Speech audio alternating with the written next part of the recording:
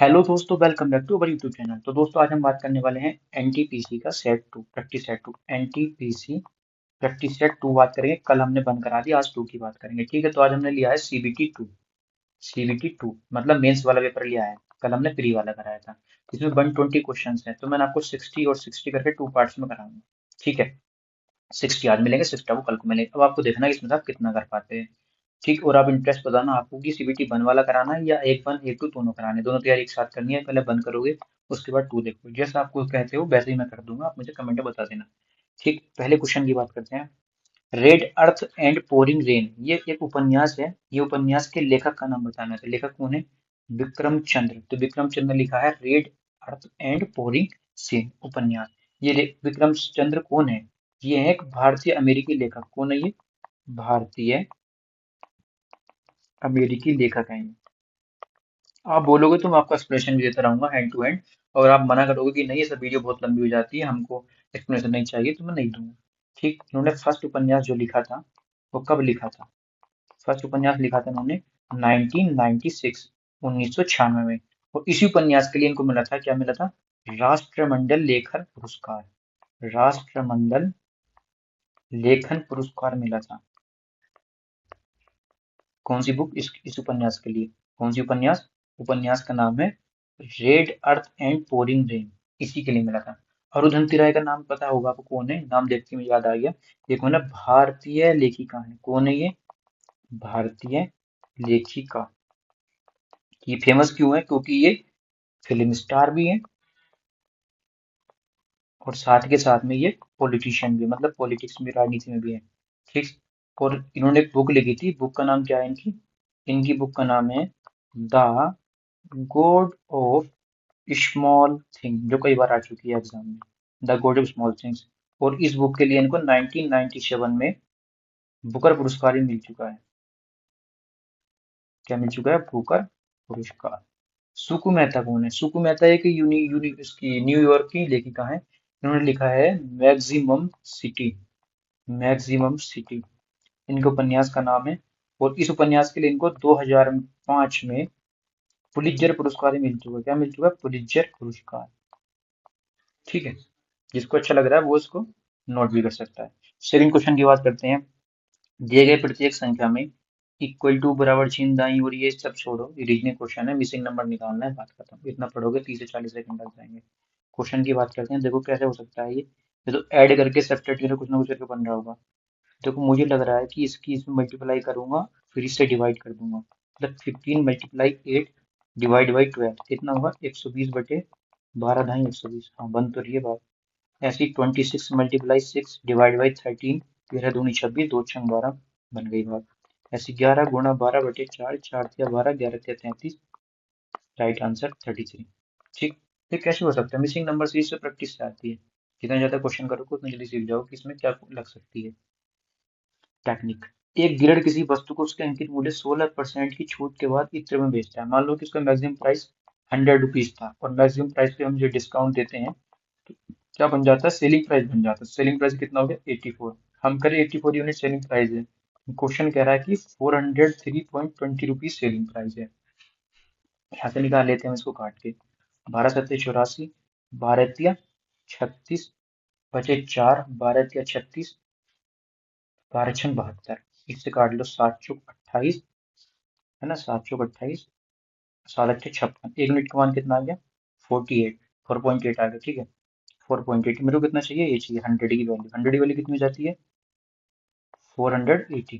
ठीक, उसने पूछा 28% का लाभ होता है कब? जब वह कोई छूट नहीं देता। मतलब जो मैक्सिमम प्राइस है 480 रुपये, वही अगर सेलिंग प्राइस बना देगा उसको। हाँ, ये कोई कटेगा तो इससे है नहीं। ठीक है, अगर इसको सेलिंग प्राइस बना देगा तो क्या होगा? उसका मैक्सिमम प्राइस को सेलिंग प्राइस बना देगा तो उसको कोई भी डिस्काउंट नहीं देगा। जितने रुपये वो उसको मैक्स करा उतना उसको बेच दिया मार्क प्राइस पे। तो फिर क्या कह रहा है वो? 480 में बेचने पर उसको 28% का लाभ होता है। इसे सीधे निकाल लेंगे हम। 128, 4 तिया 12, 4 सत्ते 28, 4 एकम 4, 4 दूनी 8, नहीं 4 सत्ते 28 नहीं, 4 दूनी 8। ठीक, 4 अट्ठे 32, 4 तिया 12, 300 बटे 8। ठीक, इससे काट देंगे इसको। 8 तिया 24 और 8 सत्ते 56, 8 पंजे 40, 375 राइट आंसर। ठीक है, और जिसे पता नहीं होगा कि मार्क प्राइस से सेलिंग प्राइस कैसे बनता है, सेलिंग प्राइस से मार्क प्राइस कैसे बनता है, या फिर हमारा सेलिंग प्राइस से कॉस्ट प्राइस कैसे निकालते हैं, ला परसेंट दे रखा हो या हानि परसेंट दे रखी हो, तो मैं और डिटेल में बता दूंगा, कमेंट करके बता देना, ठीक है। 10 व्यक्ति तो समांतर पंक्तियों में बैठे हैं, कितने व्यक्ति? 10 व्यक्ति बैठे हैं, तो इनको हम पाँच पाँच करके ले लेते हैं। ठीक है, अगर आपको समझ में नहीं आए तो आपको दो क्वेश्चन बना के चल सकते हैं, वरना एक केस से भी काम बन सकता है, लेकिन दो केस से सिंपल रहता है, पजल नहीं होते, ठीक है। हम बात कर लेते हैं 10 व्यक्ति की। मान लो ये है 1 2 3 4 5, ऐसे इसमें है 1 2 3 4 5, एक पंक्ति में दो पंक्ति में, ये पंक्ति नंबर 1 है, ये पंक्ति नंबर 2 है। इसमें कौन बैठे हैं? जे के एल एम एन, जे के एल एम एन। इसमें दूसरे में कौन बैठे हैं? Q R S T U, Q R S T U. ठीक, अगर मेरा मुंह इधर की साइड है, मेरा फेस आगे की तरफ है, तो मेरे लिए कौन सा होगा? बायां। ये क्या होगा? दायां। अब वो करे आमने सामने बैठे हैं समानांतर पंक्तियों में, दक्षिण की ओर मुड़ के बैठे हैं, उत्तर की ओर मुड़ के बैठे हैं। अब ये इनका मतलब फेस इधर की साइड है, तो इनके लिए क्या हो गया? दायां। और ये क्या हो गया? बायां। ठीक, अब क्वेश्चन पढ़ लेते हैं। क्वेश्चन क्या कहता है? क्वेश्चन कह रहा है क्यू के बाईं ओर केवल दो व्यक्ति बैठे हैं, तो क्यू तो इसी पंक्ति में बैठेगा, Q R S T U की पंक्ति तो ये वाली है। क्यू के बाईं ओर केवल दो व्यक्ति बैठे हैं, तो मतलब क्यू हो गया ये, तभी तो बाईं ओर दो व्यक्ति हो गए, एक और दो। ठीक, आगे बात करते हैं। जे का मुख क्यू के ठीक बगल में बैठे व्यक्ति की ओर है, तो ये भी इसके बगल में बैठा है, ये भी इसके बगल में बैठा है, तो जे या तो यहाँ होगा, जे या यहाँ होगा। ठीक है, आगे चलते हैं। एम जे के बाईं ओर ठीक बगल में बैठा है, एम जे के बाईं ओर, मैंने मान लिया कि ये थोड़ी देर के लिए जे इधर ही बैठा है। ठीक, अगर नहीं होगा तो फिर चेंज कर लेंगे। एम जे के बाईं ओर ठीक बगल में, तो फिर ये हो गया, जे के बाएं तो इधर ही है ना, जे के बाईं ओर ठीक बगल में हो गया एम। के सामने बैठा व्यक्ति एस के बाईं ओर ठीक बगल में बैठा है, न तो के न एस किसी भी सिरे पर है, मतलब कि ना तो के इधर आ सकता, ना एस इधर आ सकता, ऐसे ही ना के इधर आ सकता, ना एस इधर आ सकता।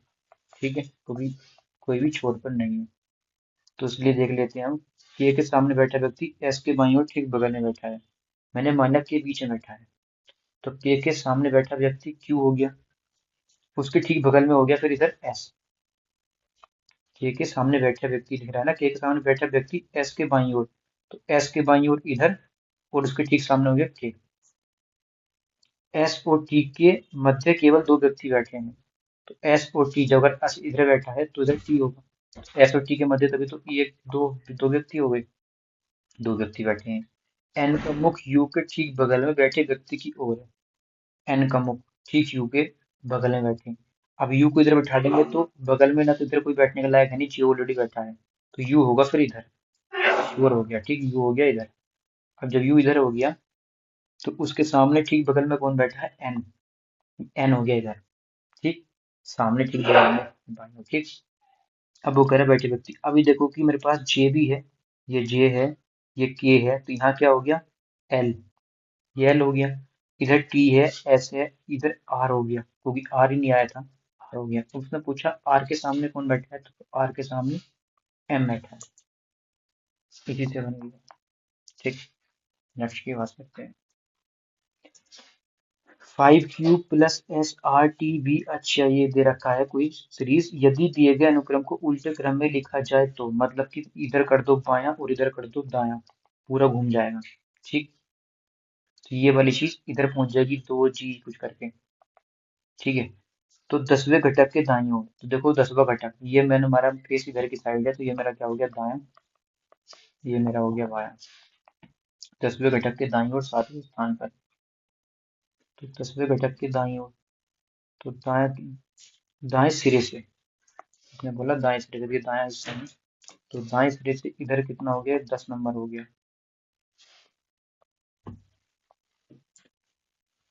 दाएं सिरे से 10, फिर उसके भी दाईं ओर 7। अब ये इधर मैं बैठा हूँ, तो इधर के दाईं ओर 7 कितना हो जाएगा? इधर वापस जाना पड़ेगा ना, कहता बाईं ओर तो इधर जाता, उसने कहा दाईं ओर, देखो लिख रहा घटक के दाईं ओर, इसके दाईं ओर, मतलब कि -7 करना पड़ेगा, तो कितना हो गया? 3, इधर से दाएं से 3, ऐसा ही बोल सकते हैं, दाएं से 3 पर होगा। अब मैंने बोला उसको उल्टा किया तो दायां फिर इधर हो गया, इधर बायां हो गया उल्टा करने से।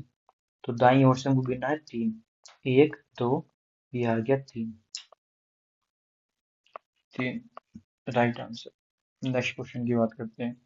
निम्नलिखित में से किस नदी को चीन के तिब्बती क्षेत्र में सारलुंग शांगपो के नाम से जाना जाता है? देखो सतलुज कहाँ से निकलती है, ये भी चाइना से निकलती है। सिंधु कहाँ से निकलती है, ये भी चाइना से निकलती है। तीस्ता कहाँ से निकलती है, बात की है सारलुंग सांगपो की, ये है ब्रह्मपुत्र, क्योंकि ब्रह्मपुत्र को चाइना से निकलती है ये भी, और चाइना में बोलते हैं इसको सारलुंग सांगपो। फिर ये इधर से मैं मैप बना के दिखा देता हूँ, ये ऐसे करके अरुणाचल प्रदेश है और इधर से आती है ये निकलती हुई। ठीक, सारलुंग सांगपो चीन के तिब्बत में निकलती है, चीन में सबसे लंबी नदी मानी जाती है, और अब्बा क्षेत्र के हिसाब से भारत में सबसे चौड़ी नदी मानी जाती है। नदियों का एवरेस्ट भी ब्रह्मपुत्र को ही कहते हैं। और ये इधर से निकलती हुई ऐसे होती हुई ऐसे घूम के ऐसे ऐसे ऐसे अरुणाचल प्रदेश में ऐसे एंट्री करती है, इधर क्या है, ये असम है, असम में आती है। असम में इसको किस नाम से जानते हैं, ये आप कमेंट में बताएंगे मुझको, क्योंकि क्वेश्चन कई बार आ चुका है। ऐसे आके इधर, और इधर से एक नदी आती है, इधर से निकल के इधर, ये गंगा आके मिलती है इसमें इधर, फिर इधर जाके पश्चिम बंगाल की खाड़ी में, बंगाल की खाड़ी में जाके गिर जाती है। तो ये ब्रह्मपुत्र का नाम है सारलुंग सांगपो। ठीक, ऐसी सतलुज नदी की बात करेंगे तो इस उद्गम इसका हो गया राक्षस ताल, चाइना, मानसरोवर झील के पास, ये भी निकलती मानसरोवर झील से निकलती है। नेक्स्ट क्वेश्चन की बात करते हैं। बैंकेट की वर्षगांठ 1 जनवरी 2012 को रविवार के दिन हुई, 1 जनवरी 2012। अब ये 2012 देखते ही क्या है, लीप वर्ष है। अब ये 2012 से 13 में जाएंगे तो यहाँ पे +2 करना पड़ेगा, क्योंकि फरवरी यहाँ पे 29 की हुई है ना कि 28 की, तो एक दिन एक्स्ट्रा इसलिए हो गया। अब रविवार में 2 दिन एक्स्ट्रा जोड़ लोगे तो मंडे, ट्यूसडे, ट्यूसडे की बात आएगी मंगलवार। ठीक, या आप ऐसे कह सकते हैं रविवार को होता है 0 कोड, +2 करना है तो 0 + 2 2 होता है। 2 किसका कोड होता है, क्योंकि मंडे का तो 1 होता है, ट्यूसडे का 2 होता है, वेडनेसडे का 3, क्योंकि संडे का तो 0 है। ऐसे नेक्स्ट क्वेश्चन की बात करते हैं। जियान लुइगी डोनारुमा कौन थे जिनका नाम जुलाई 2021 में खबरों में आया था, मतलब करंट का क्वेश्चन है, करंट अफेयर का। ये कौन से खिलाड़ी थे, उस टाइम के लिए मोस्ट था ये आपके लिए। ऋग्वेद में 1028 सूक्तों का एक संग्रह है, जो कि 10 मंडलों से विभाजित किया जाता है। ऋग्वेद, ऋग्वेद की बात की गई तो थोड़ा पता होना चाहिए, ऋग्वेद का है सबसे प्राचीन वेद। कौन सा है, सबसे प्राचीन वेद है।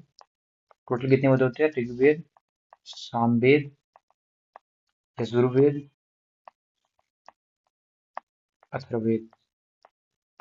अथर्ववेद सबसे प्राचीन वेद है, नहीं सबसे आधुनिक वेद है। तो प्राचीन तो ऋग्वेद है सबसे नया वाला, और अथर्ववेद को क्यों बताऊं ये आधुनिक क्यों माना जाता है, क्योंकि अथर्वण प्राचीन ऋषि थे। कौन थे, अथर्वण, उन्हीं के नाम का है ये। अथर्वण एक प्राचीन ऋषि थे, उन्हीं के नाम का है अथर्ववेद। ठीक, उनका काल कब से कब तक चला था, उनका काल चला था 1000 से 800 ईसा पूर्व, इसलिए इसमें उल्टा चलता है ईसा पूर्व में। ठीक है, सामवेद किसको बोलते हैं, जो संगीत वाला जो ये होता है वेद, उसे सामवेद बोलते हैं।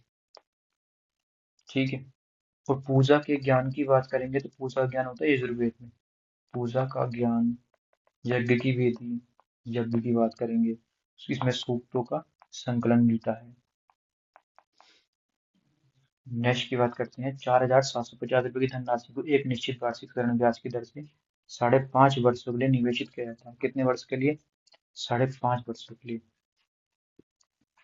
और परिपक्वता देय धनराशि कितनी हुई, 6840 हो जाएगी। ठीक, तो सीधी बात कर लेते हैं। मूलधन कितना है, 4750। साधारण ब्याज की बात करें तो 4750 मल्टीप्लाई 2 × 10 और 11/2, 100 मल्टीप्लाई, आर पता नहीं कोई बात नहीं, इज इक्वल टू, ये कितना दे रखा है उसने, परिपक्व देय धनराशि 6840, मतलब ये है पूरा हमारा अमाउंट, मिश्र धन। यहाँ एक फॉर्मूला किसका होता है, SI साधारण ब्याज का। तो ब्याज कैसे निकलेगा, जब मिश्र धन में से हम अमाउंट में से टोटल प्रिंसिपल घटा देंगे, 4750, कितना आएगा, 0902, ये आ गया 2090। अब इसको इससे काट लेते हैं, 0 से 0 कट गया, और इस 11 से काटेंगे, 11 बन जाए 11, 11 9 जा 19, ये कट गया। अब ये 19 से काट लेते हैं इसको। कितनी बचा, 19 दूनी 38 और 19 पंजे 95। 19 दूनी 38, 9 8 17, 19 पंजे 95 बटे 10 गुना 2। 5 पंजे 25, 5 दूनी 10 और 2 दूनी 4। अब ये इसे जीरो करके जो है ना, ये हो जाएगा 100। तो 25 चौका 100, 4 दूनी 8, सीधा आ गया आंसर। ये जीरो दे जाएगा, ठीक है। नेक्स्ट की बात करते हैं।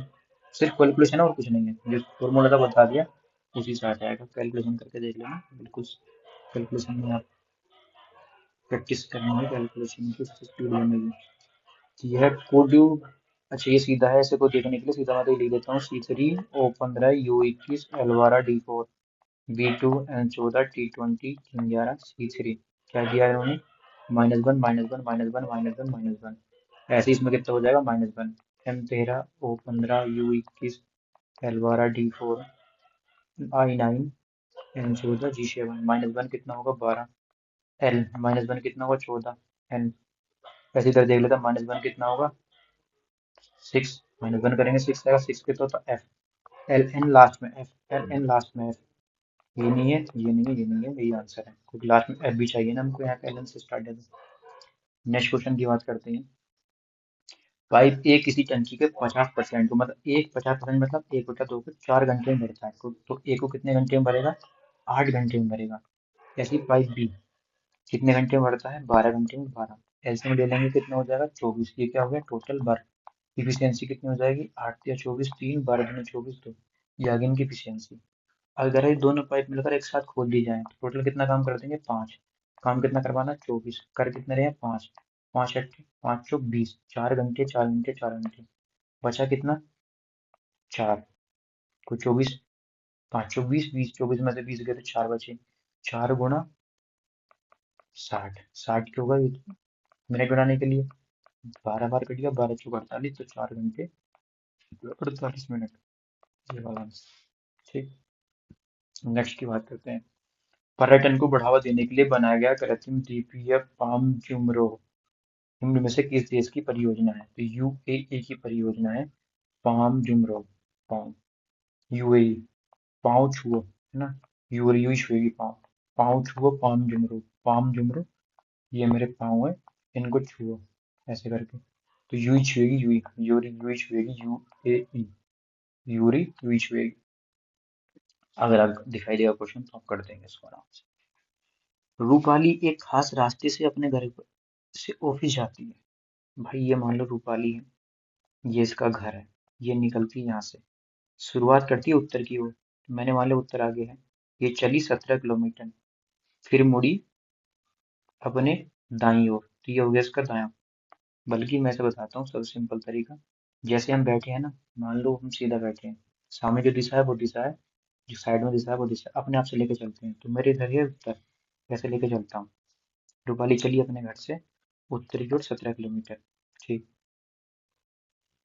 अपने घर से 17 किलोमीटर उत्तर की ओर चलती है, फिर अपने दाईं ओर मुड़गी पूरब की ओर चलती है 15 किलोमीटर, फिर पुनः दाईं ओर मुड़ती है चलती है 17 किलोमीटर।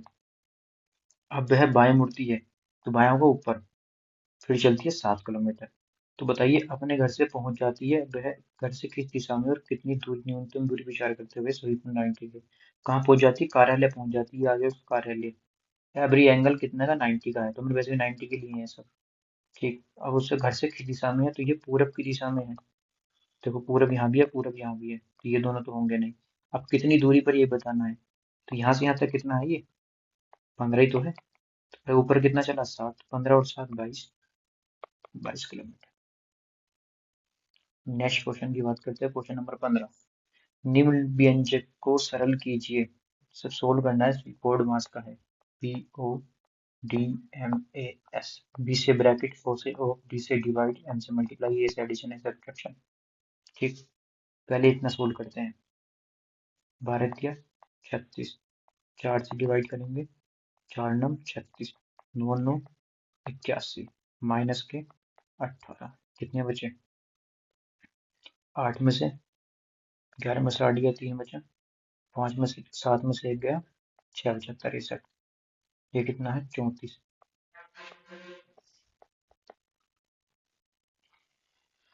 ये तो कट ही नहीं रहा 34 से 63। कितना स्कूल कर लिया हमने। ठीक 63 आ रहा था मैंने, फिर से देख लेते हैं एक बार। 12 किया 36, 4 से इसको डिवाइड किया, 4/36 गुणा 9, 4 9 36, 9 से 9। अच्छा, इतना तो खत्म ही हो गया है। ये बचा 17, -1, 18 -1 17। 17 से डिवाइड करेंगे इसको, 17 से 2 आएगा। कितना बचा 95 डिवाइड बाई 15 -2 मल्टीप्लाई 2। इतना हो गया। ठीक, 15 से इसको कर देंगे तो 15 से 95 तो कटता ही नहीं है, कोई बात नहीं। 5 दिया 15, 19 पंजे 95, 19/3 -4। कितना हो जाएगा 3 चौक 12, 7/3, मतलब 2 सही 1/3। ठीक है भाई, बोर्ड मास को पहले बोर्ड मास तरीके से ही करोगे तो ही सही होता है, इधर से उधर किया फिर से रीचेक करना पड़ेगा। यूएसबी क्या होता है? यूनिवर्सल सीरियल बस। कहते हैं ना यूएसबी लगा दो, यूएसबी ऐसा होता है, तुमने देखा होगा। यूएसबी, ठीक, तो यूएसबी, यूएसबी ठीक है। तो यूनिवर्सल खुद होता है, सरमान सत्य है। एस से क्या होता है सीरियल, सीरियल हम सब लोग देखते हैं इसे लगा के। बस, बस में लगा देते हैं इसको हम चार्जिंग के लिए, सीरियल के लिए भी इसको लगा देते हैं। यूनिवर्सल ही सत्य, बस सत्य बात है, बिल्कुल यूनिवर्सल ट्रूथ है। ठीक है, नेक्स्ट की बात करते हैं। एक गोले की त्रिज्या और एक शंकु के आधार की त्रिज्या दोनों 3√2 है। तो गोले की त्रिज्या मतलब r, शंकु की त्रिज्या मतलब r, दोनों इक्वल है। टेंशन की कोई बात नहीं, आगे देखते हैं क्या कह रहा है। यदि गोले का पृष्ठीय क्षेत्रफल कितना होता है 4πr², यदि उस लंबवृत्तीय शंकु के संपूर्ण पृष्ठ के क्षेत्रफल के बराबर हो तो लंबवृत्तीय शंकु, शंकु इस तरह का होता है ना, इसका संपूर्ण पृष्ठ क्षेत्रफल कितना होता है πr, l+r। ये r है, l+r, ठीक है। दोनों बराबर है। शंकु की ऊंचाई बतानी है तो ऊंचाई तो बाद में निकालें, पहले यहाँ से l तो निकाल लें, क्योंकि ऊंचाई बराबर क्या होता है h² = l² - r²। नहीं नहीं नहीं नहीं, उल्टा लिख दिया मैंने, l² = h² - r²। ठीक, तो बाद में देखेंगे, तो मैं l की वैल्यू नहीं पता, r की पता है सिर्फ, तो h की तब निकालेंगे जब l की पता होगी। यहाँ से l की वैल्यू फाइंड कर लेते हैं। तो πr से πr कट गया r टाइम्स, कितना बचा 4r = l+r। अब ये हो गया 3r = l। ठीक, अब r की वैल्यू कितनी दे रखी है 3√2 गुणा 3√2, तो हो गया 9√2। किसकी वैल्यू l की, l की वैल्यू आ गई 9√2। यहाँ पे रख देते हैं, कितना हो जाएगा,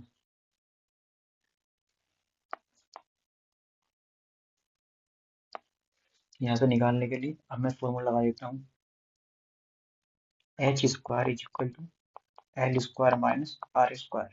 ठीक, अब h² मुझे निकालना है, l की वैल्यू कितनी है मेरे पास 9×9 = 81 गुणा 2 माइनस r की कितनी 3×3 = 9 गुणा 2, मैंने सीधे लगा दिया है, स्क्वायर खोल दिया इसका, कितना हो जाएगा 2×1 = 2, 2×8 = 16 माइनस 2×9 = 18, कितना है 144, 144 h², तो h की वैल्यू कितनी आएगी 12, क्योंकि स्क्वायर हट के इधर अंदर रूट हो जाएगा, ये स्क्वायर हट जाएगा तो 12, h = 12।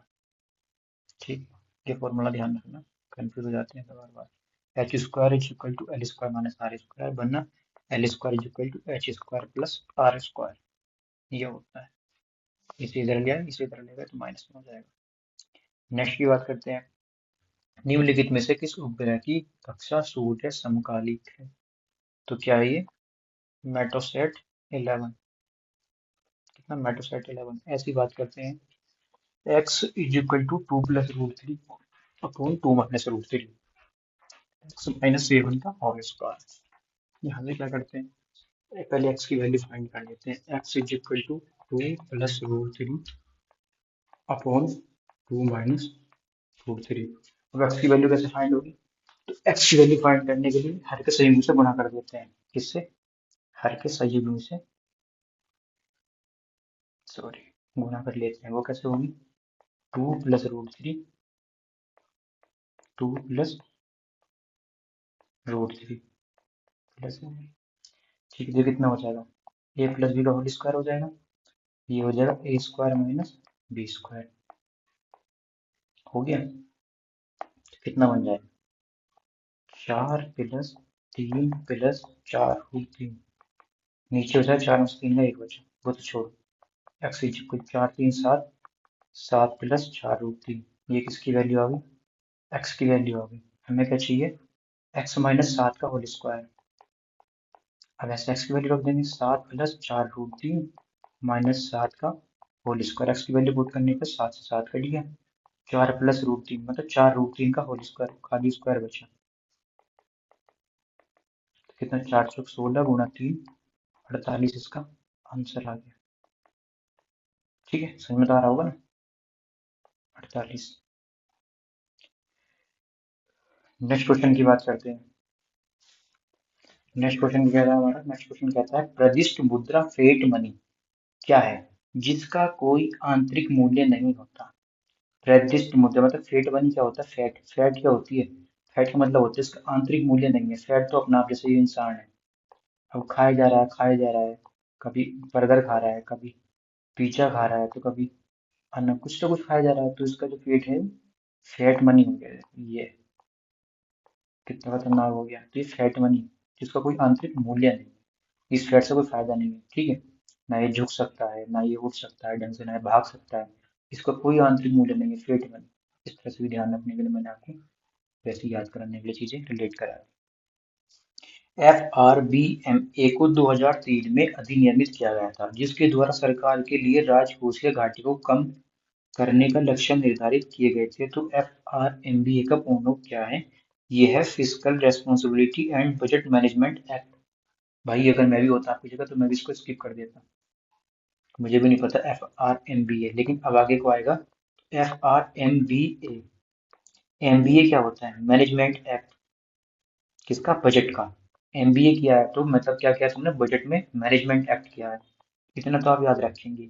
और FR से फिजिकल रेस्पॉन्सिबिलिटी, कहते हैं ना मेरा HR है, तो HR से होता है हायर करने वाला, FR होता है हमारा फिजिकल रेस्पॉन्सिबिलिटी वाला, जो हमारा ट्रेनर होता है, ऐसे बोल सकते हैं।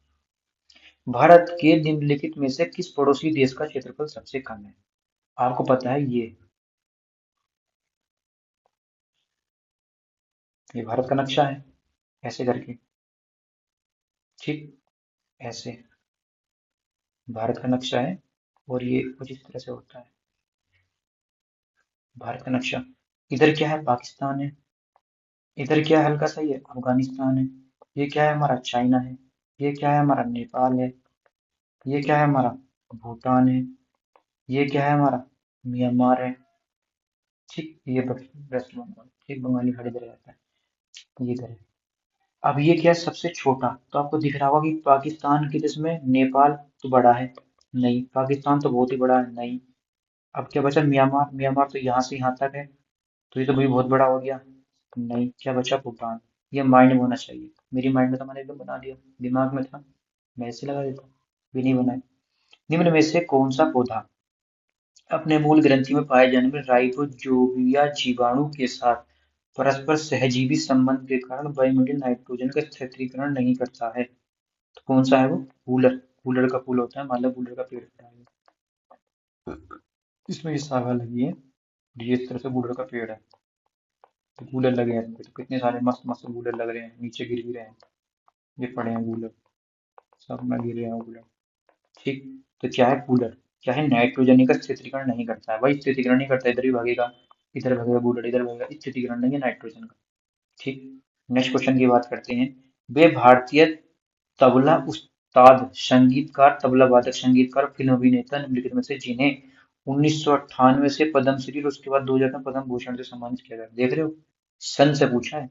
ये भी तबले वाले हैं, ये भी तबले वाले हैं, ये भी तबले वाले हैं, ये भी तबले वाले हैं, लेकिन ईयर के हिसाब से बात की गई तो उस्ताद जाकिर हुसैन को ही मिला था 1998, और 2002 में मिला पद्म भूषण। आपको पता ही पूछा जाता है पद्म विभूषण जो होता है वो सबसे बड़ा होता है पुरस्कार, उसके बाद आता है पद्म भूषण, फिर आता है पद्मश्री, ठीक, सबसे बड़ा पद्म भूषण, उसके बाद पद्म भूषण दूसरे नंबर पे। पहले बात है पद्म भूषण। ठीक है। अब इनको कब कब क्या क्या मिला था? तो ये जो है उस्ताद जाकिर हुसैन, ये तबला वादक भी हैं प्लस फिल्म स्टार भी हैं, फिल्म अभिनेता, फिल्म डायरेक्टर भी हैं। ठीक है, 1988 से लिख रखा है और 2002 में पद्म भूषण से सम्मानित किया गया था। और 1990 में एक चीज बता देता हूँ अलग से, क्या मिला था इनको? संगीत साहित्य में संगीत नाटक अकादमी पुरस्कार मिलता है ना, 1990 में संगीत नाटक अकादमी पुरस्कार मिला था इनको, एकेडमी प्राइज। ठीक। उस्ताद अल्लाह रखा खान तबले वाले हैं, कहाँ के हैं? जम्मू के हैं ये। जम्मू, जम्मू कश्मीर श्रीनगर, जम्मू के हैं। 1977 में इनको पद्म श्री मिला था। मैं बताया था ना, ये पद्म भूषण के बाद आता है पद्म श्री, और छोटा होता है। और 1982 में इन्हें भी दो मिले थे। 1982 में इनको साहित्य अकादमी प्राइज मिला था। ठीक। बात करते हैं हम पंडित कुमार बोस की। पंडित कुमार बोस जी का है, ये स्टूडेंट ऑफ किसान महाराज। ठीक है, क्या है ये? स्टूडेंट ऑफ किशन महाराज, मतलब किशन महाराज का नाम सुना होगा ना आपने, किशन महाराज, बिरजू महाराज, उनके शिष्य हैं। क्या है इनके? शिष्य, इनके शिष्य हैं ये, पंडित कुमार बोस। ठीक है। और 1982 में इन्हें मिला था साहित्य अकेडमी प्राइज, 1982। पंडित अनिरुद्ध चटर्जी की बात कर लें, इन्हें 2010 में जब ये ओबामा जी आए थे ना, 2010 में जब हमारे देश में भारत अमेरिका के राष्ट्रपति बराक ओबामा आए थे इंडिया में, तब इन्होंने क्या किया था? अब इन्होंने अपनी प्रस्तुति दिखाई थी, मतलब गा के सुनाया था। और 2002 में इनको मिला था वही साहित्य अकादमी प्राइज। ठीक। इनसे क्वेश्चन बन चुके हैं, तो इसलिए मैंने सच्ची बता दी। एक्स्ट्रा फैक्ट भी, निम्नलिखित में से कौन सा तत्व आधुनिक आवर्त सारणी के डी ब्लॉक का तत्व है? इसके लिए हम आपको स्पेशल वीडियो बना देंगे, उसमें बता देंगे कि कौन से किस ब्लॉक में आता है। फिलहाल तो डी ब्लॉक में एफ ही आता है। आगे बात करते हैं, ए प्लस बी का अधिकतम मान बताइए जो दी गई संख्या, 8 अंक की संख्या क्या है? 4 5 2 3, A60B किससे कटनी चाहिए? 15 से। तो 15 से कटने के लिए 3 से भी कटनी चाहिए, 5 से भी कटनी चाहिए। तो 5 से कटने का रूल क्या होता है? जिसके इकाई अंक 0 हो या 5 हो। उसने बोला अधिकतम मान चाहिए, तो यहाँ तो श्योर होगा कि मुझे बी की जगह पे 5 रखना है, ये तो मेरे पास श्योर हो गया। अब ए की जगह पे से अधिकतम मान क्या आएगा? तो जो 3 से संख्या कट जाएंगी उसके लिए संख्याओं के अंकों का योग भी 3 से कटना चाहिए। तो 4 5 9, 2 3 5, 5 10, 10 6 16। तो 16 में कितना जोड़ूं? 16 सॉरी, ताकि ये कट जाए तो मैं 3 जोड़ूंगा तो 19 भी नहीं, 2 जोड़ूंगा तो 18 भी 3 से कटेगा। ठीक है, अगर मैं 16 में कितना जोड़ दूं? 5 जोड़ दूं तो 21 भी 3 से कटेगा। अगर मैं 16 में क्या जोड़ सकता हूँ मैक्स टू मैक्स? 8 जोड़ दूं, 24, तो ये 3 से कटेगा। ठीक है, 8 से बड़ी संख्या थोड़ी आ सकती है, नहीं। तो यहाँ पे मैं ए मैक्स टू मैक्स वैल्यू 8 रख दूं। अब उसने मुझसे पूछा है ए प्लस बी का मान, तो ए की वैल्यू कितनी है? 8, बी की वैल्यू कितनी है? 5, 8 प्लस 5 13, आंसर। ये तरीका है। नेक्स्ट क्वेश्चन, हुगली नदी के तट पर अंग्रेजों द्वारा पहली व्यापारिक कोठी कहाँ बनाई गई थी? भाई ये हुगली मतलब ये नदी बह रही है, और इन्होंने ये इस तरह से खतरनाक करके ये देखो बंगला सा बना दिया इन्होंने। ये क्या थी? खतरनाक वाली व्यापारिक कोठी थी उस टाइम पे। कहाँ है? हुगली नदी के किनारे बनाई थी अंग्रेजों ने 1651 में, 1651, 1651 में बढ़िया कोठी बनाई थी अंग्रेजों ने, 1651, 1651, 16 16 और सपना 51, 51 रुपए देकर 16 और सपना नचाई थी उन्होंने उस कोठी में। हाँ, ऐसे याद रख सकते हैं, सही है। कि इस कोठी के ऊपर उन्होंने क्या, 16 और शबनम सुना होगा ना, ये शबनम है। तो 51 रुपए देके नचाई थी इन्होंने ये इस कोठी के ऊपर, तो 16 और शबनम 51 रुपए देके नचाई थी इस कोठी पे। कौन सी कोठी? ये गाना चला था, ये हुगली हुगली क्या है, वो फगली फगली गाना होता है ना, तो यहाँ पे बज रहा था अंग्रेजी जमाने का गाना था भाई, ये हुगली हुगली क्या है, 1651। नेक्स्ट क्वेश्चन की बात करते हैं, अबरा, ए से बी तक 74 किलोमीटर। अबरा एक बच्चे का नाम है जो ए से बी तक, ये बी है, 74 किलोमीटर की स्पीड से यात्रा करता है और बी से ए तक 111 किलोमीटर की यात्रा में डिस्टेंस कांस्टेंट है, मतलब वही है, सेम है। तो इसमें एक औसत चाल निकालने का फॉर्मूला है, क्या 2x बटे x प्लस वाई। तो 2x मतलब 2 गुणा 74 गुणा 111 बटे 74 प्लस 111, 2x बटे x प्लस वाई। ठीक, इसको सोल्व कर लेते हैं फटाफट। कितना हो जाएगा ये? 2 चौक 8, 2 सत्ते 14 और एक 15 गुणा 111। भाई ये तो बड़ी खतरनाक कैलकुलेशन बन गई है। 4 और 1 5 और 11 और 7 18, 185। अगर मैं इसको ले लूँ ऊपर वाले को 160, इसका मैं ले लूँ कितना, 180 ले लूँ क्या? कम नहीं हो जाएगा ये? 180 चलो ले लेते हैं। तो ये 2 8 16 80 है, 2 9 18 लगभग। तो कितना जाएगा ये? 180, हाँ। 100 टाइम्स मान लो, इसका 100 टाइम्स चला गया। 11 टाइम्स 11 88, अप्रोक्सीमेशन में 88.88 आ गया। कैसे आया फिर बता रहा हूँ, देखो अप्रोक्सीमेशन से कैलकुलेशन की है, जल्दी हो गई। ठीक, आप भी अप्रोक्सीमेशन लगाया करो तो कैलकुलेशन जल्दी और इजी हो जाती है, आसान रहती है, मतलब ये कह रहा हूँ।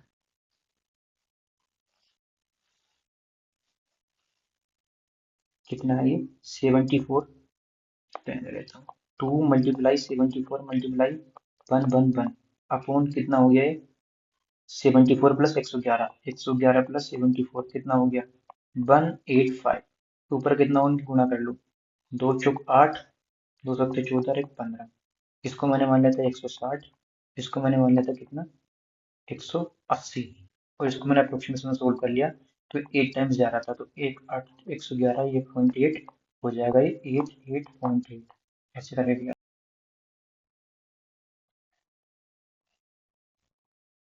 बात कर लेते हैं क्वेश्चन नंबर 29 की। तो क्वेश्चन नंबर 29 कहता है A B C D J के एल एम वर्गाकार मेज के चारों ओर केंद्र में मुंह करके बैठे हैं, मतलब ये है वर्गाकार मेज।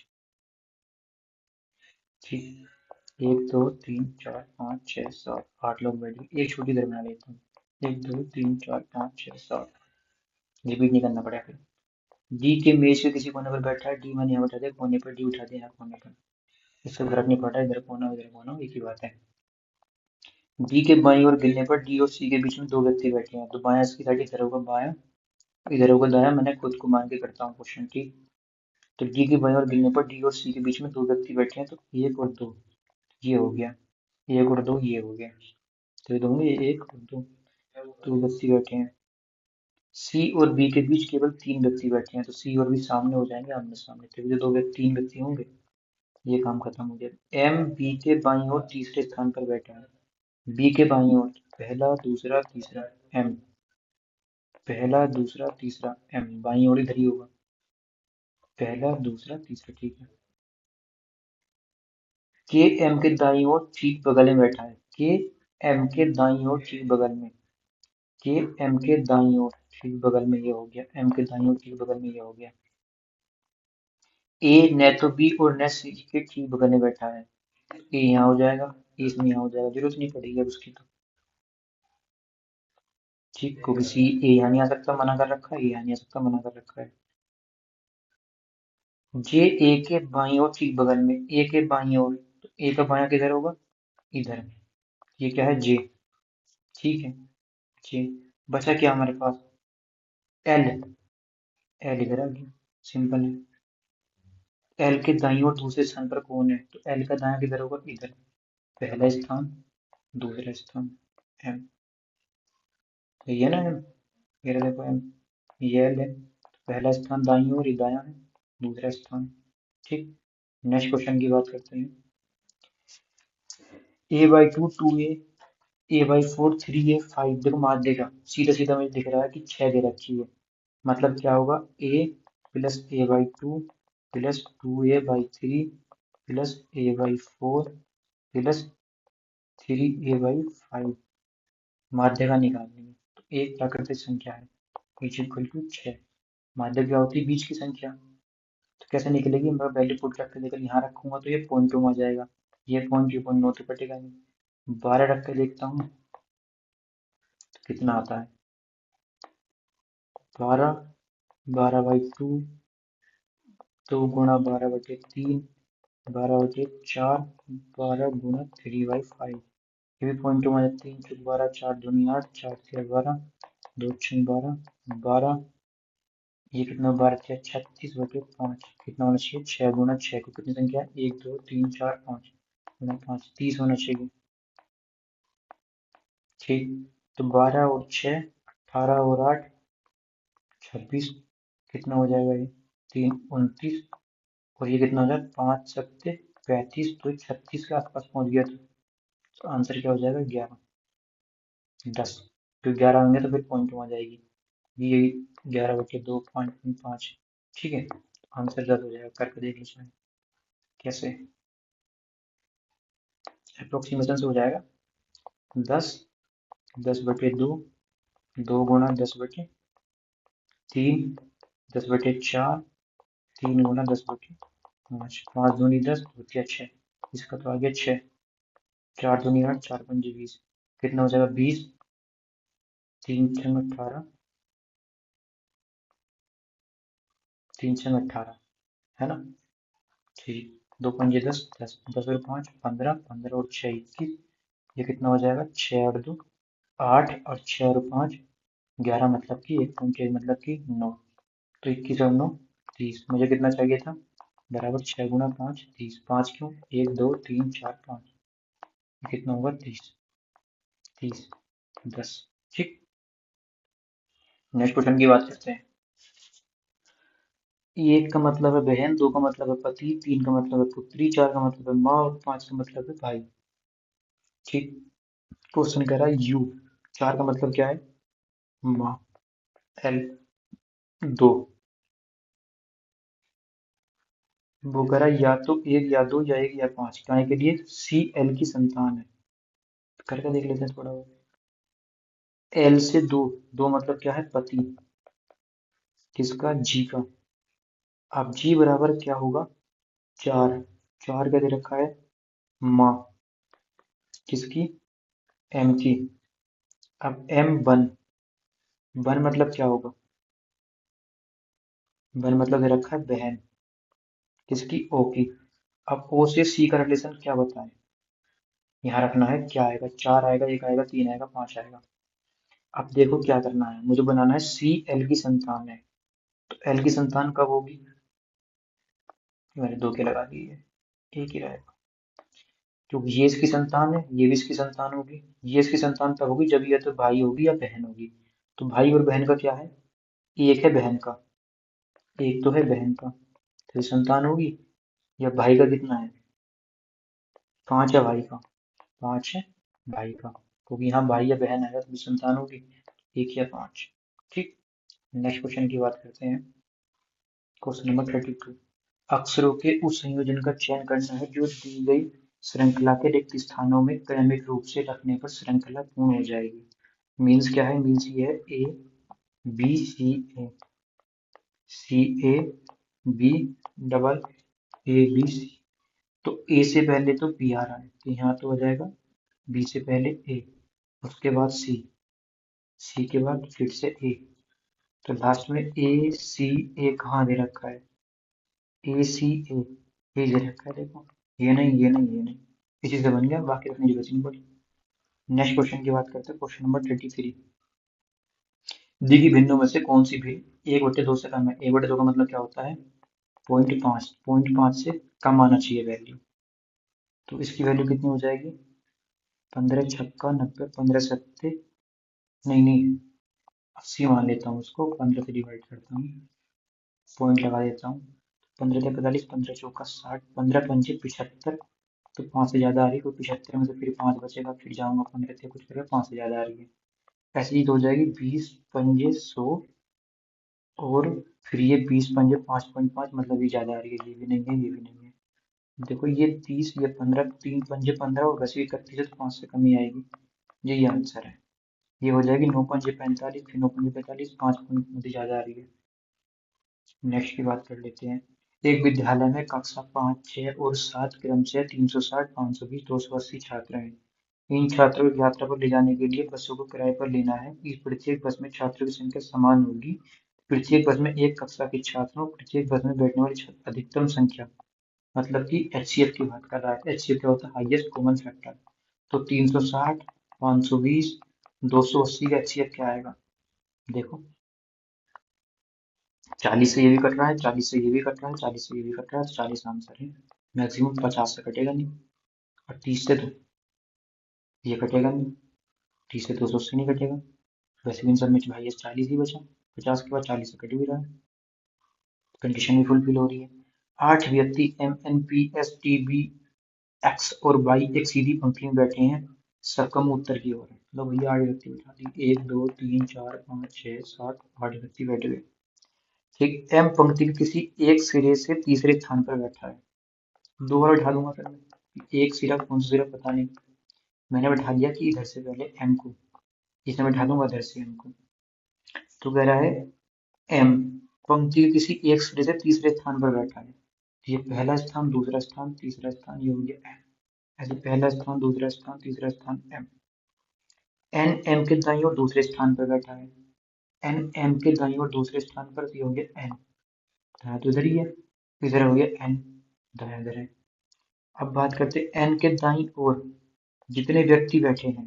एन के दाईं ओर तो एक व्यक्ति भी नहीं है, तो पी के बाईं ओर उतनी व्यक्ति बैठा है, तो पी के बाईं ओर भी एक व्यक्ति नहीं है।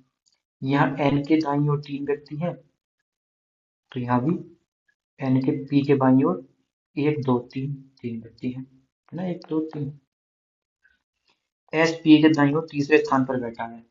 एस पी के दाईं ओर तीसरे स्थान पर, तो पी के दाईं ओर एस, पी के दाईं ओर मतलब इधर, मतलब इधर, पहला दूसरा तीसरा एस, पहला दूसरा तीसरा एस। एक्स बाई के एक्स बाई के दाईं ओर ठीक बगल में बैठा है। एक्स बाई के दाईं ओर, बाई के दाईं ओर एक्स, और जी बाई के दाईं ओर एक्स। ठीक, एक्स और बी के बीच केवल एक व्यक्ति बैठा है। एक्स और बी यहाँ तो आएगा ही नहीं, एक्स और बी यहाँ आ गया, और एक व्यक्ति भी आ गया बीच में। ठीक, अब बचा क्या हमारे पास? एक व्यक्ति रह गया, पी हो गया, एस हो गया, टी, टी नहीं हुआ, टी है। ठीक, तो टी के दाईं ओर कितने व्यक्ति बैठे हैं? तो टी के दाईं ओर कितने व्यक्ति बैठा है? एक ही तो है दाईं ओर, ये बस सिर्फ यही तो बैठे हैं टी के दाईं ओर, एक। समझ में आ गया, इसलिए दो बनाए थे, एक ही बार में बन गया। नेक्स्ट क्वेश्चन की बात करते हैं, 36। 6 व्यक्ति एस बी ओ वाई, अरे भाई, एक समूह है जिनमें से प्रत्येक क्रम अलग अलग है, उनमें से प्रत्येक अलग अलग कक्षा में बैठे हैं। ओ बी से लंबा है किंतु टी से छोटा है, क्योंकि मैं इधर बड़े वाले लेता हूँ, इधर मैं छोटा वाला लेता हूँ। एस बी ओ क्रम से, कौन? एस बी ओ क्रम से 9वीं कक्षा, 7वीं कक्षा, 3वीं कक्षा, 3 में, 7 में। ठीक, एस सबसे लंबा है, मतलब ये 9वीं कक्षा में है, सबसे बड़ी कक्षा है। तो पता नहीं सबसे बड़ी कक्षा में दिन रखी, तो देख लेते हैं, बस 9वीं कक्षा से बड़ी होगी। एक्स बाई से लंबा है, एक्स बाई से लंबा है किंतु बी से छोटा है, किंतु बी से छोटा, बी के बाद ही आएगा। टी बाई से बड़ी कक्षा में है, टी बाई से बड़ी कक्षा में, भाई खुद ही हो गया, हो गया था, बड़ी कक्षा में है, किंतु बी से छोटी कक्षा में है। तो मतलब बाई का तो मुझे पता ही नहीं, मुझे बी का पता है। तो बाई से बड़ी कक्षा में है और बी से छोटी कक्षा में है, तो बाई से बड़ी कक्षा में है टी, और बी से छोटी कक्षा में है टी। ठीक है, ध्यान रखना है बी। इनमें से बी से बड़ी, इनमें से कौन बी से बड़ी कक्षा में है किंतु बी से छोटा है? क्या कहना चाह रहा है? फिर से पढ़ लेंगे, समझ में नहीं आई ये वाली बात तो मुझे भी। एक्स बाई से लंबा है, एक्स बाई से लंबा हो गया, किंतु बी से छोटा, ये भी मैंने कर दिया।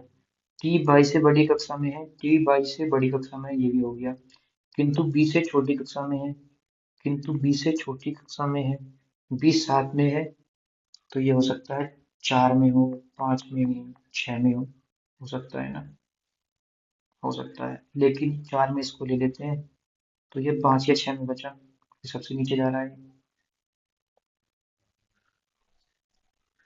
एक्स बी से बड़ी कक्षा में है, एक्स बी से बड़ी कक्षा में है।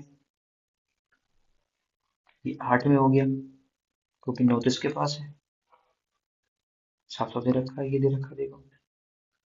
इनमें से कौन बी से बड़ी कक्षा में है? तो बी से बड़ी कक्षा में तो ये हो गया। इनकी तो मुझे जरूरत ही नहीं पड़ी किसी की भी, किंतु बी से छोटा है। इनमें से कौन बी से बड़ी कक्षा में है और बी से छोटा भी है? देखो बी से छोटा भी है और कक्षा में इससे बड़ा भी है। कौन एक्स? भाई ये सब बातें कंफ्यूज करने के लिए, इसका इसका इसका लेसन तो फिर कंफ्यूज करने के लिए लिख रखा था। नेक्स्ट क्वेश्चन की बात करते हैं। उत्तर की ओर मुख किए हुए 25 व्यक्तियों में से एक व्यक्ति में केशव का स्थान दाएं से। देखो ऊपर की ओर मुख करके ले रखा है, तो मैंने मान लिया इधर ऊपर है, इधर नीचे है। वो इधर ही क्या है मेरा दायां, इधर ही क्या है मेरा बायां। मगर 25 व्यक्ति टोटल कितने हैं? 25। ये कितना होता है? दाएं से 7 हुआ, दाएं से 7 हुआ। ठीक है। यदि तेजा केसव की बाईं ओर, तेजा कौन है ये? केसव। यदि तेजा केसव के बाईं ओर, तो केसव की बाईं ओर किधर होगा? इधर ही होगा क्योंकि ये बायां है। केसव की बाईं ओर 5वें स्थान पर है, 7 5 12। तो क्योंकि ये 5वें स्थान पर है इससे, तो दाएं से कितना हो गया? 12वें स्थान पर। पंक्ति में बाएं सिरे से, तो इधर से तेजा का हिसाब पूछा है भाई। तो मेरे को पता है टोटल बराबर left plus right minus 1। Total कितने हमारे? 25। लेफ्ट से कितना दे रखा है मुझे निकालना है, राइट से कितना दे रखा है? 12 माइनस 1। माइनस से सीधा 11 कर दो, 5 में से 1 4 बचे, 2 में से 1 गया, 1 बचा, बराबर लेफ्ट आ गया 14। ठीक। Next question. सभी ऑर्किड फूल हैं, जितने भी ऑर्किड हैं ये सब के सब फूल हैं। कुछ ऑर्किड सुंदर हैं, कुछ ऑर्किड सुंदर हैं, कुछ फूल सुंदर हैं। बिल्कुल सही बात है, ये फूल वाली चीजें जो होगी ये सुंदर में आ गई। सही है पहला वाला तो। सभी सुंदर फूल है, नहीं भाई, कुछ ही सुंदर फूल है। दूसरा वाला गलत हो गई, ये सही है, बस केवल एक निष्कर्ष करता है। ठीक। नेक्स्ट की बात करते हैं 39। किसी निश्चित समय अवधि में लिंग और आयु के आधार पर जनसंख्या के विभाजन को दर्शाने वाला आरेख क्या है? वो होता है जनसंख्या का पिरामिड। ये नहीं होता इस तरह से, जनसंख्या का पिरामिड होता है। रेणु के प्राप्तांक गलती से 9 के स्थान पर 99, मतलब सही थे उसके 9, गलती से कर दिया उसने 99। ठीक। अब वो कह रहा कक्षा का औसत, वास्तविक औसत से 2.25 बढ़ा। वैसे बढ़ना कितना चाहिए था? हमारे हिसाब से 90 एक्स्ट्रा किया उसने। कितना एक्स्ट्रा किया? 90। कितने पे? 2.25 पे। 10 में बढ़ाया, 2 जीरो बढ़ा दिए। ठीक। ये किससे हो गया? 25 नम्मा 225, 25 चौका 100, तो कितना हो गया? 4 गुणा 10 40। समझ में आया? कितना अधिक हो रहा है? 2.25, लिए हमारे हिसाब से कितना अधिक हो रहा है? 90। 90 अपॉन 2.25 किया हटाया, जीरो बढ़ाया, इससे कितनी बार कट जाएगा? 25 नंबर 225, 25 चौका 100, 4 दाई 40। ठीक। नेक्स्ट क्वेश्चन की बात करते हैं 36। 36 सेंटीमीटर लंबाई और 16 सेंटीमीटर चौड़ाई वाले आयताकार धात्विक शीट से कितनी लंबाई कितनी चौड़ाई?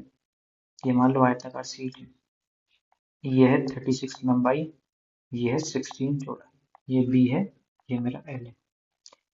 एक आयताकार धात्विक शीट से 6 सेंटीमीटर 4 सेंटीमीटर 2 सेंटीमीटर त्रिज्या वाली 3 वृत्ताकार प्लेट काटी जाती है।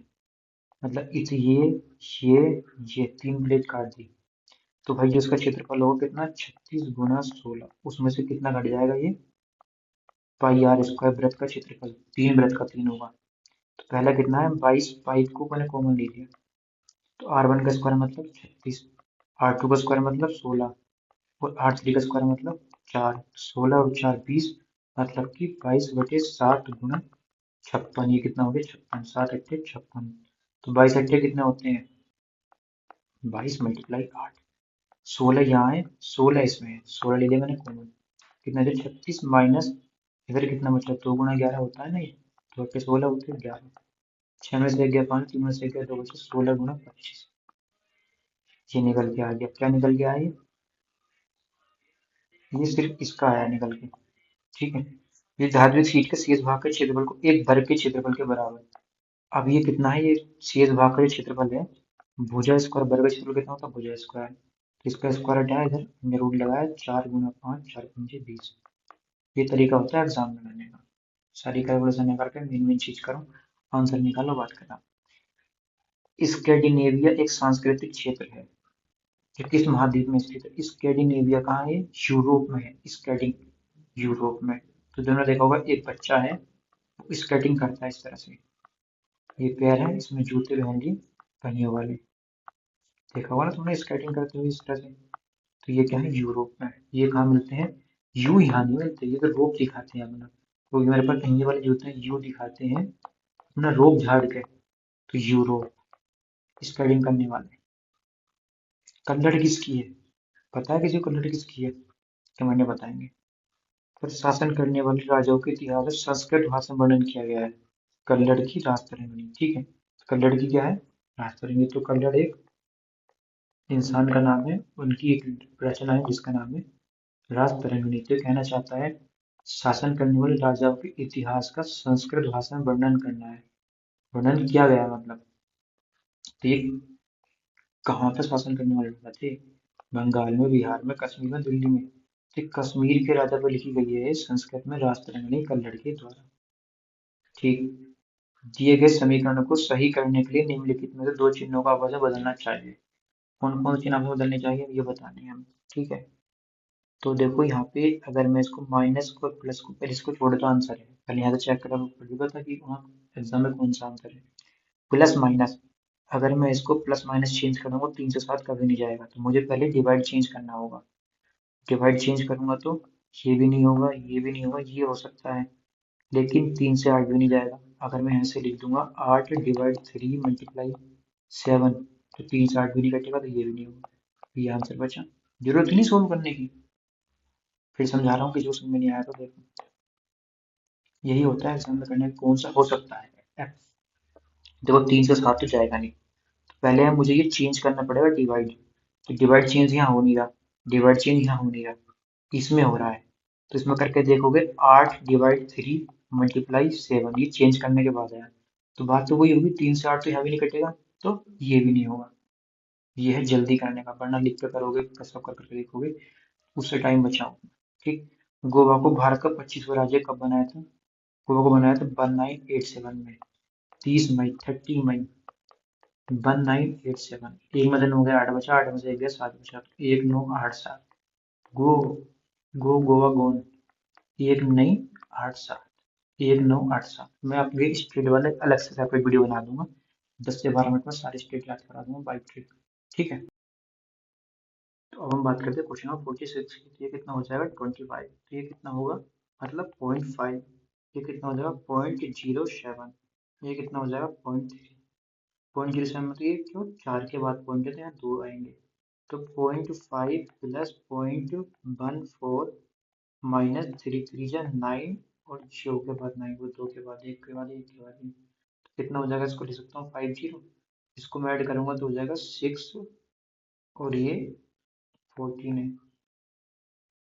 ऐड कर लो इसको, 5 और 1 6, 4 का 4 4, ये इसमें से 0 9 कम करूंगा क्योंकि माइनस के है, तो कितना आएगा? 5 5 किसके पॉइंट के? 55, ठीक। Question number 46 47। 47 क्वेश्चन कहता है जून 2021 में तेलंगाना सरकार ने मेडिसिन फ्रॉम द स्क्वाड, भाई मेडिसिन फ्रॉम द, मैं भी ये फ्लिपकार्ट इंटरनेट प्राइवेट लिमिटेड, मैं भी इधर ही काम करता हूँ कर्नाटक में, जीएसटी ऑफिस में, ठीक, सेंट्रल गवर्नमेंट ऑफिस। मेरे पास में ये क्या है, ये तेलंगाना सरकार, भाई इधर ही पड़ती है, ठीक, तेलंगाना। सांची के स्तूप में निम्नलिखित में से कौन सा प्रतीक चिन्ह सारनाथ में बुद्ध द्वारा दिए गए प्रथम उपदेश को वर्णित करता है? सारनाथ में बुद्ध के उपदेश की बात की गई है, तो ये क्या है, देखो ये सारनाथ में से बुद्ध ने क्या दिया था, अपने उपदेश दिए थे। तो बोधि वृक्ष तो होगा नहीं, क्योंकि बोधि वृक्ष में बौद्ध को ज्ञान की प्राप्ति हुई थी, ठीक। बोधि वृक्ष के नीचे बैठे बोध गया में, कहाँ? बोध गया में, दिखा नहीं जा रहा भाई, तमाम खतरनाक हो रही है इस टाइम। और हाथी, हाथी भी नहीं होगा, रिक्त आसन भी नहीं होगा, चक्र होगा, ठीक। आई होप हमने उसको 48 के आसपास खत्म करा दिया, 49 मैथ का टाइम लग जाएगा, ये कल देख लेंगे, ठीक। तो वीडियो आपको अच्छी लगी हो तो वीडियो को लाइक करें, चैनल को सब्सक्राइब करें। ठीक है, मिलते हैं नेक्स्ट वीडियो में, बने रहिए हमारे साथ।